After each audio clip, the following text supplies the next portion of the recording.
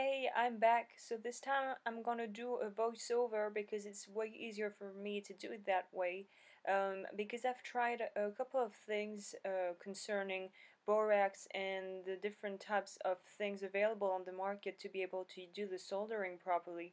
And I thought that a little comparison video was nice, and perhaps sharing what I've kind of tried out and discovered with the English speaking people here could be interesting. So I just took two plain jump rings.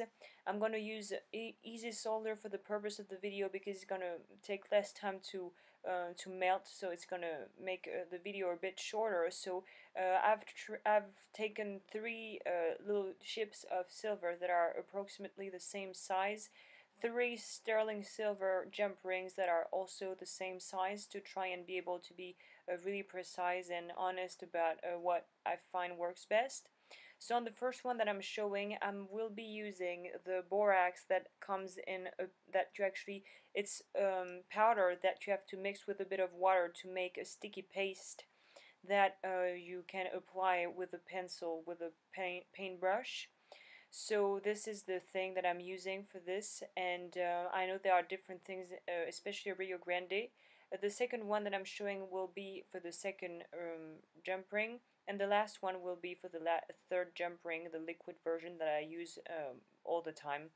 But for the first one, I'm going to use the borax that comes in a powder. And the interesting thing is that I know that with Rio, they do sell handy flux, but in a different form. I have never tried it, but I will. I want to try it one day out of curiosity. But for the now, I'm just going to try and do the prep. So we're going to use, we're going to start on the right with the borax, the powder borax that I've dipped with water. I think to use those things it's better to use distilled water, but I've just used tap water, because I didn't have distilled water. So I'm just going to take the sticky paste, rub it in, and then put the solder chip on the thing. I'm sorry because I couldn't zoom better than that. My camera couldn't go, like with the lens I have, it can go like more zooming in than that, so I don't think it's gonna be really showing on the video, but then at the end I will try to make you a better zoom in so you can compare and see it for yourself what's best.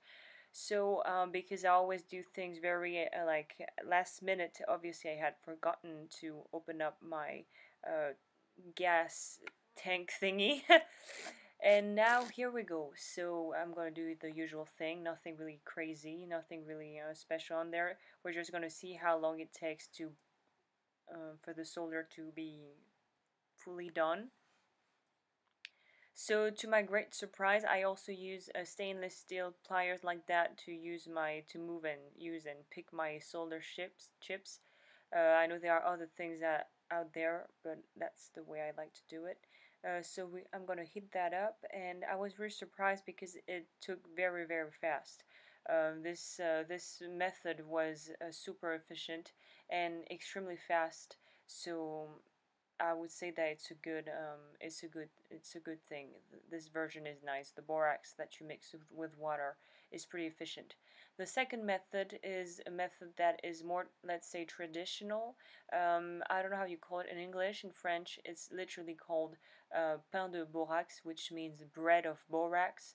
Don't ask me why. So the method, I've talked about it in previous videos, but for those that have no idea, you just have to rub this thing that is borax in a concentrated compact form, and you have to dip it with a little bit of water in a ceramic bowl like that, and by rubbing and scrubbing with the contact with the water and the borax will give you a sticky paste that is a bit lighter than the other one that I've previously tried. This method I find is really kind of the old school thing, because I think it's what jewelers used to use back in the days, like, I don't know, 15th century, something like that. So it's really old, and so it takes a little bit more time to kind of rub everything in. I must admit that this is not my favorite in the list, but I was, as you will see for yourself, I was really surprised in a good way about the results I got using this method. So it's just a bit too, I'm too lazy. The rubbing part takes too long for me. I like when it's easy and fast, and that's why I wasn't really a big fan of that. But I thought that it gave good results though, so you're gonna see, hopefully.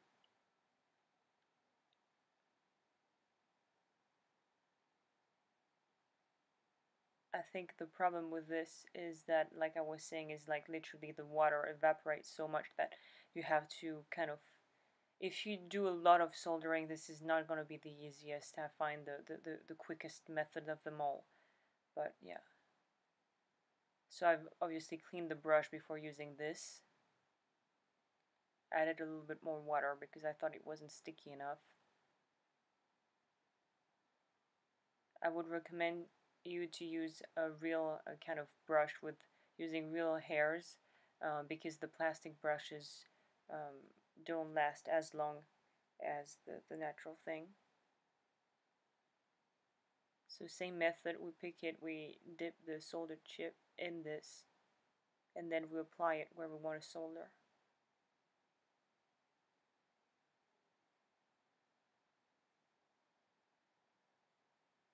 I thought that this method was a little bit less messy than the first one though. And now we're going to see how fast it hits up. Because my jump rings are very small, it goes very fast though. And once again, super fast, very efficient. I was actually surprised about how efficient it was.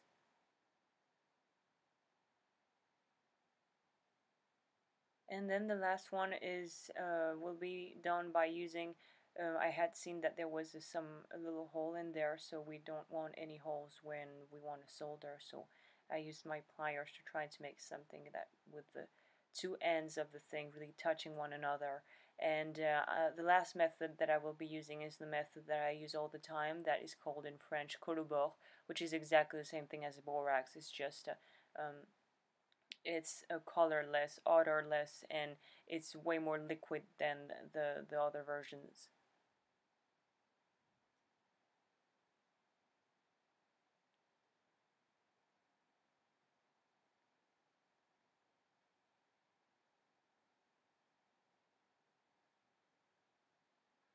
Okay.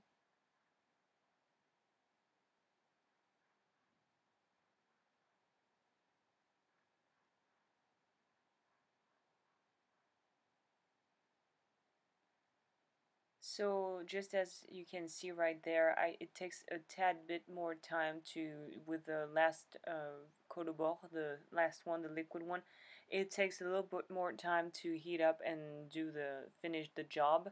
So here is the close-up so you can see the difference.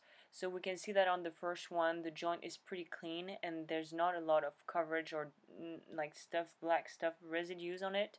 The second one is like this first one, and the last one I was very surprised because it turns out that the liquid version is the one that takes the longest to heat up and is also the one that there's more kind of there's more residues left than on the two first one first one. So it's really up to you to decide what version is the best for you, what works best for you.